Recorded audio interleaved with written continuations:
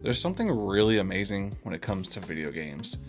The memories of staying up late, having difficulties being a hard level, and kind of saving up an allowance for an entire game that you don't know if it's going to be good or bad. But as we kind of get older, things start to kind of change. We go from playing games to more collecting games. So today I want to ask you a question that's pretty simple, but also kind of deep. Are you buying games to play them, or just to collect them?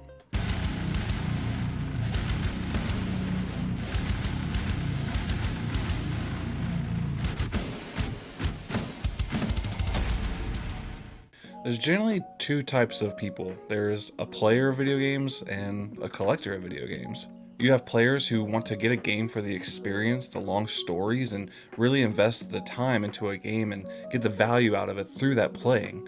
Then you have the collector side of things where someone may want to collect things for value, or for art style, or to say a huge library of things. And sometimes the games never even get played, and that's okay too, because collecting itself is also a hobby. But here's the thing, no one really falls into one category perfectly. We're kind of a mix. Think about it when you were a kid. You had all the time in the world to play video games, but not necessarily all the money to buy all the video games you wanted to play.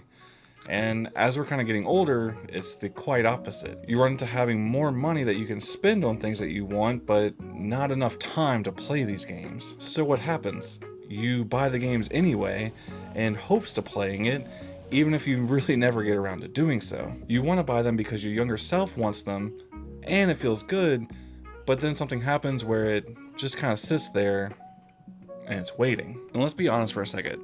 How many games are in your collection right now that you own that you never even finished? Or even worse, never even started? Yeah, you can look at my game shelves and my Steam list and see that I have so many other games that I haven't even finished. Or even worse, I haven't even started. And I have good intentions when it comes to playing them. I buy it and I'm like, oh yeah, definitely gonna play this. And then something happens, some time goes by, and I never even started it. Or I got to a certain point into a game, maybe I lost interest and something else came out, and I never finished it. The prime example of this is I had a PS4 and I really wanted to play the Kingdom Hearts series again. And when the story so far came out for Kingdom Hearts, I bought it. And I had all intentions of playing it, and I never even opened it. And I hate to say that, but it is the honest truth. I have all the intentions of wanting to play these games, but sometimes time or life or something else gets distracting and it makes me want to not play that. And don't worry, one of these days I will get to you Sopranos on PS2, don't you worry. But here's the truth, we're a mix of both worlds usually.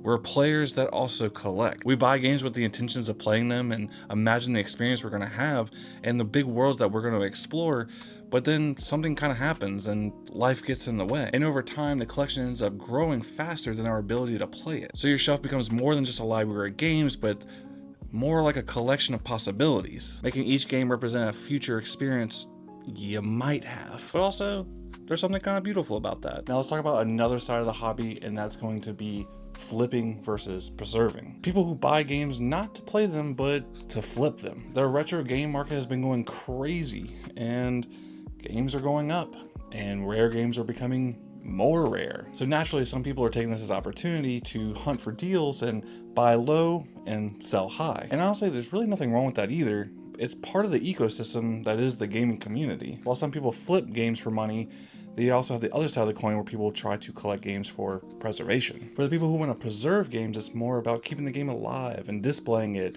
and protecting that game.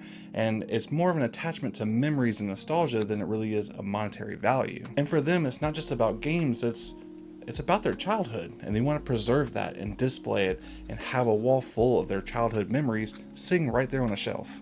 And there's nothing wrong with that either. But let's also address a question. Why buy games when I can just emulate them? And that's a fair question because emulation is easy, accessible, and pretty amazing, to be completely honest. You could literally have thousands of games without boxes or discs or cartridges, and it could all fit in a tiny little SD card. And for a lot of people, that's more than enough, but for some, it's not the same at all. I have a deep love for the Super Nintendo, and at one point I did have a pretty good sized collection of Super Nintendo games before I ended up selling them all off. But I had bought a Super Nintendo Classic and I had modded it and loaded it with all my favorite games and maybe some games I've never even played before.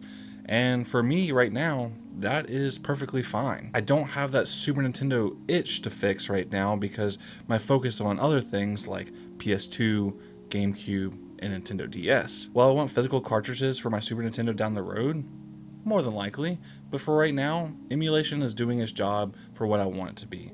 My focus is in other systems, so there's no need to put that pressure to buy games for myself right now when the emulation of Super Nintendo Classic is curing that itch. But don't get me wrong, there's something amazing about physical media.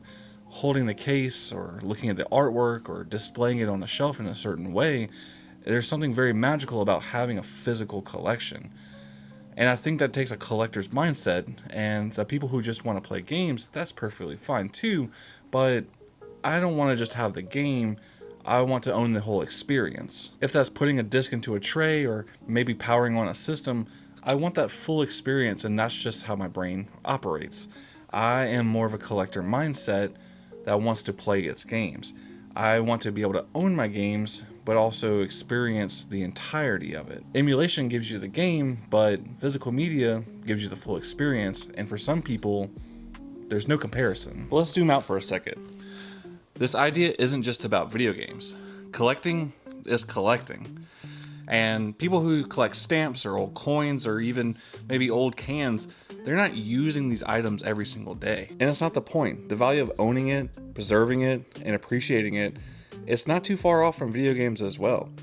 You may have all the video games in the world, but do you have the time to play it? Sometimes the biggest factor that we run into is with time.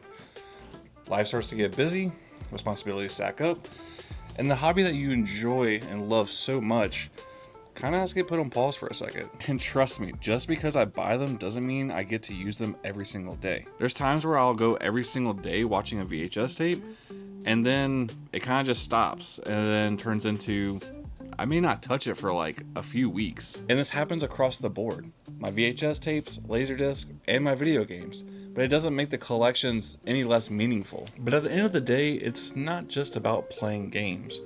But it's also not just about owning them either. It's about what it represents. Maybe it's passion, maybe it's nostalgia, maybe it's the thrill of the hunt, or maybe it's the joy of having something you absolutely love sitting there on the shelf right there in front of you. So let me ask you again, are you buying games to play them, or are you buying games to collect them?